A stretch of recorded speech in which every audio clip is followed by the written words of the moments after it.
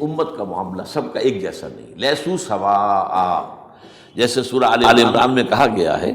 کہ یہ اہل کتاب بھی سب ایک جیسے نہیں ہیں، ان میں بھی کچھ نہ کچھ نیک لوگ تھے، امت قائمۃ آناء اللیل، راتوں کو کھڑے رہنے والے، عبادت کرنے والے موجود تھے۔ عیسائیوں میں احبار اور رہبان جو تھے وہ بڑے نیک لوگ تھے، اس وقت بھی موجود تھے، لیکن بحثیت مجموعی کا معاملہ کیا ہے اس کو دیکھنا پڑتا ہے نا، بحثیت مجموعی صورتحال کیا ہے۔ تو صورتحال کیا ہے کہ ہم نے کہیں بھی اللہ کے دین کو قائم نہیں کیا، مذہب تو ہے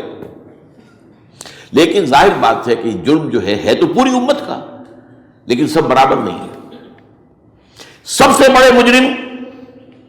عرب مسلمان، کیوں؟ انہیں اللہ نے جو مقام دیا وہ کسی اور کو نہیں دیا،